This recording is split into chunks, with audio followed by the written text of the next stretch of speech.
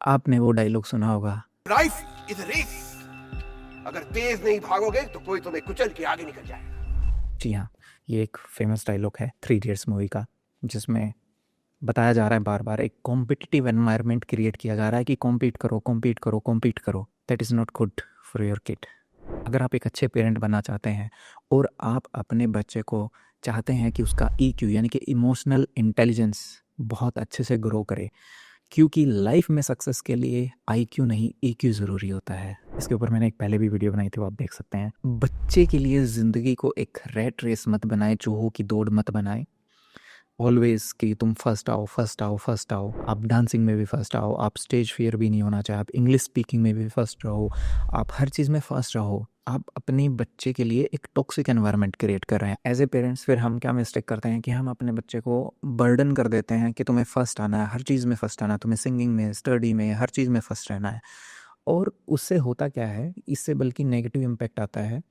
बच्चा क्या करता है, अगर वो फर्स्ट आ गया तो ठीक है, बट अगर वो फर्स्ट नहीं आया तो वो अपने आप को शाई फील करने लग जाएगा, ठीक है, डिप्रेस्ड फील करने लग जाएगा, कॉन्फिडेंस जो है वो लो हो जाएगा, वो बैक बेंचर बन जाएगा, कॉन्फिडेंस लो हो जाएगा, वो पीछे हटना शुरू कर देगा, आगे नहीं बढ़ेगा चीज़ों में। तो इससे उल्टा उसका नुकसान होता है, वो हमें नहीं करना है। दूसरा, आप अपने बच्चे को दूसरे बच्चों के साथ कंपेयर ना करें, वो उतनी ही बड़ी बेवकूफ़ी है अगर आप अपने आप को अपने कोलीग्स या दूसरों के साथ कंपेयर करते हो, ठीक है, तो वो उतनी ही बड़ी बेवकूफ़ी है। तो इससे बचना है, डोंट कंपेयर। क्योंकि हो सकता है कि आपके बच्चे में कोई एक स्किल या एक टैलेंट अलग हो, ज़्यादा हो, जो उस दूसरे बच्चे में नहीं है। हो सकता है कोई मार्क्स ज़्यादा ले रहा है, हो सकता है कोई लीडरशिप में अच्छा है, हो सकता है कोई स्पीकिंग स्किल्स में अच्छा है, हो सकता है कोई मैनेजमेंट में अच्छा है, हो सकता है कोई याद रखने में अच्छा है, कैलकुलेशन में अच्छा है। तो हर बच्चे की स्किल्स डिफरेंट डिफरेंट होती हैं, तो उन्हें दबाना नहीं है, बर्डन नहीं करना है, और एक कॉम्पिटिटिव एनवायरनमेंट क्रिएट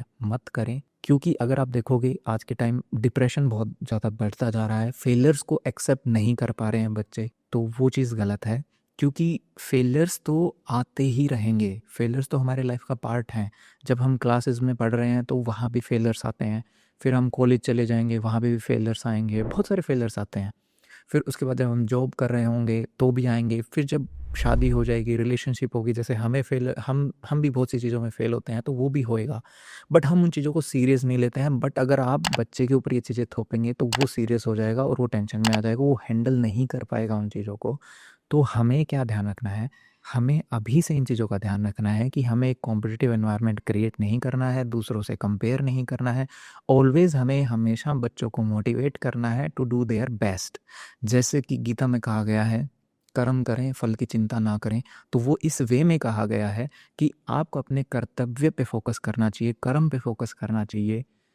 एक्सपेक्टेशंस या रिजल्ट्स में बहुत ज़्यादा टेंशन आपको नहीं लेनी चाहिए। आपके बच्चे के साथ एक जो रिलेशनशिप है, बॉन्डिंग है, वो भी बहुत अच्छी होगी, और he will be more capable to handle the real life situations और फेलियर्स। तो फेलियर्स को हैंडल करना ज़्यादा इम्पॉर्टेंट है एज़ कम्पेयर टू सक्सेस।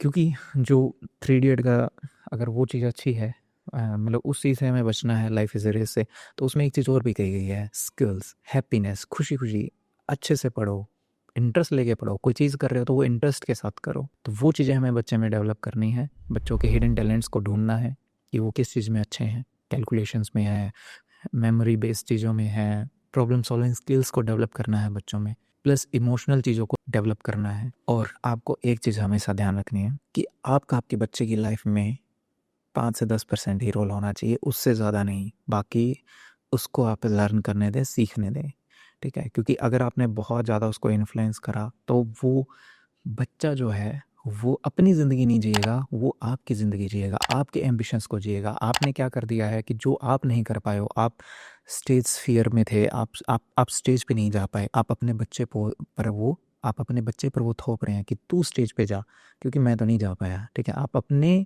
जो चीज़ें हैं, आप अपने एम्बिशंस उस पर थोप रहे हैं, ठीक है। आप स्टेज पे नहीं जा पाए, आप बच्चे को स्टेज पे भेज रहे हो। आप इंग्लिश बहुत अच्छे से नहीं बोल पाए, आप बच्चे को इंग्लिश मीडियम स्कूल में भेज रहे हो, या प्रेशराइज कर रहे हो इंग्लिश कम्युनिकेशंस को लेके, ठीक है। आप मैथ अच्छा नहीं कर पाए, आप बच्चे को चाह रहे हो कि वो अच्छा मैथ करे। आप अच्छे इंजीनियर नहीं बन पाए, डॉक्टर नहीं बन पाए, आप चाह रहे हो कि बच्चा वो चीज़ें करे। तो आप चाह रहे हो कि बच्चा वो ज़िंदगी जिए जो आप जीना चाह रहे थे, नहीं, आपकी लाइफ आपकी है, बच्चे की लाइफ बच्चे की है। जिस प्रकार जो आपके पेरेंट्स चाहते थे वो लाइफ आप नहीं जीना चाहते हो, आप अपनी लाइफ जीना चाहते हो, उसी तरह आपका बच्चा भी अपनी लाइफ जीना चाहता है। तो आपको उसको उसकी लाइफ जीने में हेल्प करनी है, यानी कि उसको ये चीज़ सिखानी है कि भाई जो तुम करोगे, ठीक है, whatever you will do, अगर तुम्हें हेल्प की ज़रूरत है तो as a friend we are there, क्योंकि हमारे पास एक्सपीरियंस है, तुम करना चाह रहे हो, तुम यंग हो, तो वी आर हेयर।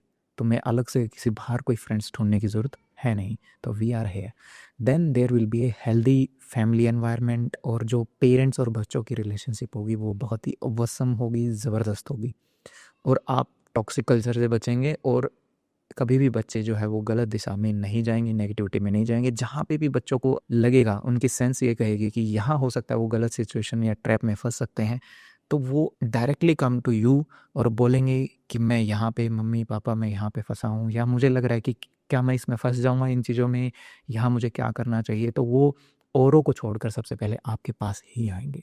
तो आपकी जो बॉन्ड है, रिलेशनशिप है, वो भी ज़बरदस्त होगी। अगर आपको वीडियो पसंद आई तो लाइक शेयर सब्सक्राइब कमेंट ज़रूर कर दीजिएगा। मिलते हैं नेक्स्ट वीडियो में। Take care.